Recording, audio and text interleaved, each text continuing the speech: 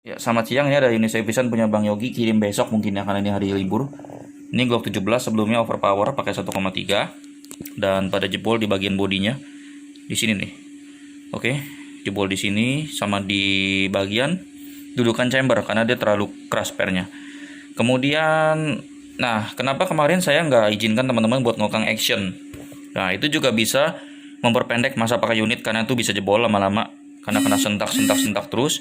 Kemudian yang kedua, kalau kita cara seperti itu di mainan spring, lambat laun dia akan merusak karet inbar. Ya, itu akan merusak karet inbar dan juga kadang-kadang kalau kita ngokangnya seperti kasar begitu, suka pelurunya keluar dulu. Karena dia kena tekanan dari recoil slide ini. Ditambah kita lepas jadi dia ngehantam keluar dulu pelurunya. Jadi teman-teman buat apapun jenisnya, mau itu Glock 17, sniper, shotgun dan sebagainya, biasakan majukan sendiri aja deh gitu ya. Karena mainan untuk memperpanjang masa pakainya. Dan juga perbedaan airgun dan airsoft gun itu bukan dari pelurunya ya. Ini saya tekankan lagi, bukan dari pelurunya. Kalau misalkan ada yang bilang airsoft gun nggak bisa pecahkan kaca, tergantung kacanya pak. Kalau kaca memang kaca-kaca sekelas grating deng, kaca-kaca tipis bisa pecah, meskipun pakai peluru plastik. Tapi kalau kacanya sudah tebal, itu harus pressure airgun, ya, harus pressure airgun dan pakai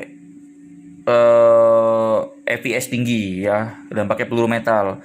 Sedangkan kalau masih pakai BB yang metal di mainan spring itu kadang-kadang kalau kaca udah over tebal itu nggak akan bisa pecah.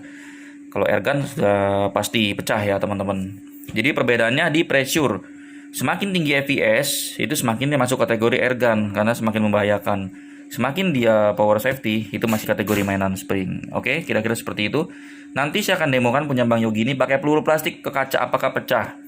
Jadi jangankan pakai yang GBB, pakai yang ini aja, pakai peluru plastik aja pecah ke kaca. Kalau kacanya memang nggak tebel-tebel amat. Jadi bukan dari peluru ya. Airgun dan airsoft gun bukan dari peluru kalau menurut mindset saya ini.